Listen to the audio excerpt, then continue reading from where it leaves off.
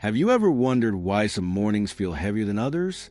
Why, even before the day has begun, your chest already aches, your thoughts feel scattered, and your heart carries a strange weight that words cannot explain? Carl Jung, one of the greatest thinkers of the 20th century, believed that our mornings reveal more than just our mood. They reflect the deeper architecture of the soul. He said, "Until you make the unconscious conscious, it will direct your life and you will call it fate." And so, perhaps these heavy mornings aren't just moods. They're messages, whispers from the parts of us we've forgotten, abandoned, or never fully understood. If you're in your 60s, 70s, or 80s, you already know life doesn't always get gentler with age. Sometimes it deepens. Sometimes it darkens. But what if I told you that even now, even here, you can meet the morning not with fear, but with quiet power, not with regret, but with peace? What if just 5 simple phrases, spoken softly each morning, could begin to rewire your relationship with yourself and life? These aren't affirmations. They're declarations of the soul. They're not tricks for your brain. They're bridges to your deeper self.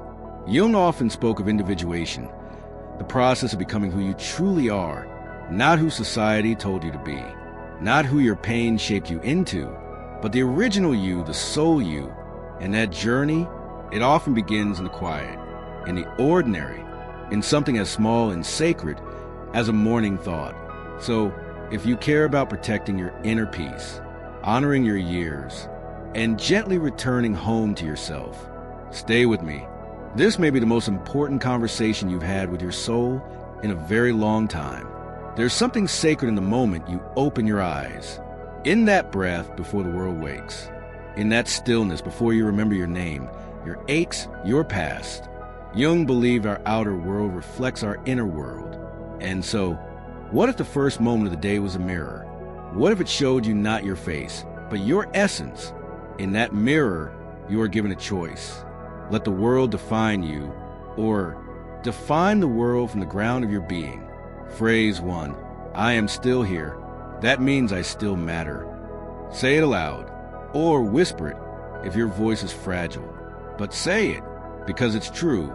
Carl Jung once said, "The privilege of a lifetime is to become who you truly are." And you're becoming. It's not finished. Not because of age.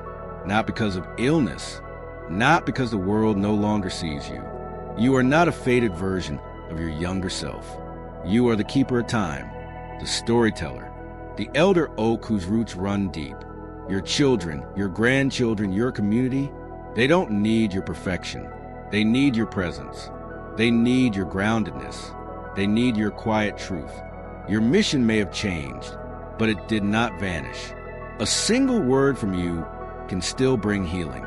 A single look from you can still offer guidance. You still matter, because you still are.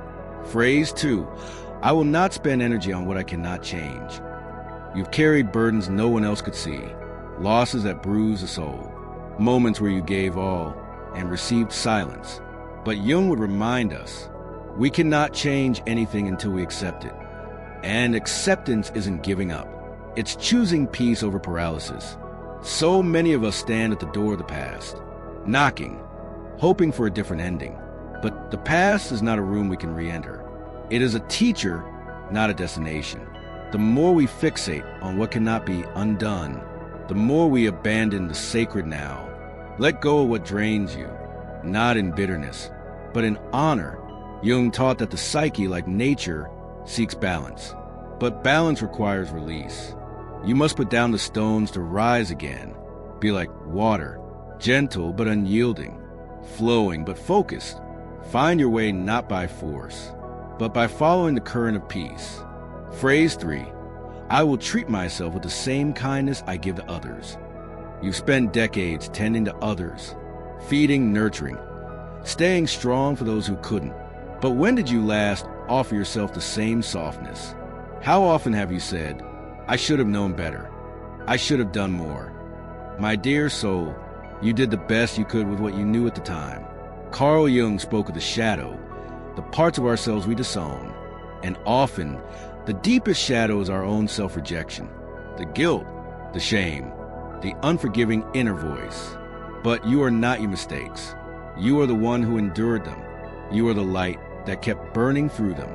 Look at yourself. Truly look. This body has carried you. These eyes have seen so much. These hands have held both joy and grief. You deserve gentleness. You deserve kindness. You deserve forgiveness. Not later. Now. Phrase 4. I will focus on what I still can do, not on what I've lost. Yes, time has changed things. Your pace, your strength, your roles. But you are not less. You are simply different. And different can be deeper. Jung believed the second half of life was where the soul's true journey begins. He called it the return to the self. Not the doer, not the achiever, but the being. What you've lost has made space for what truly matters. You can still listen deeply. You can still love fully. You can still teach wisely. You can still grow quietly. Every breath is a continuation, not a conclusion. The soul doesn't age. It unfolds. Phrase 5. Today, I will find one thing to be grateful for. Gratitude is more than politeness. It's alignment. It's the soul saying, even now life is here. Jung believed symbols held power, and gratitude is one of the most powerful symbols of spiritual integration.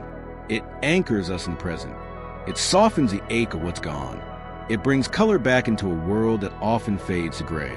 So find it, the warmth of sunlight, the taste of tea, a memory that visits like an old friend. And if you can't find it, let it find you. Look slower, listen deeper. Sometimes joy hides in quiet places. These 5 phrases are not magic, but when spoken with intention, they become your sacred ritual. They help you return to yourself, to life, to the present moment. You are not forgotten. You are not invisible. You are not too late to become whole. As Jung said, you are not what happened to you.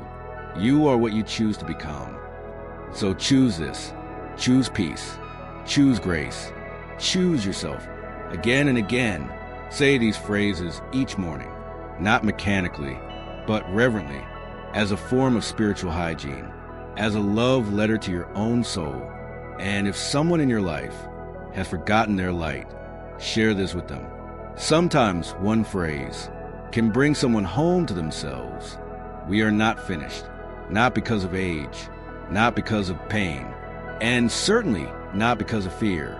Our story is still being written, and the morning is still ours.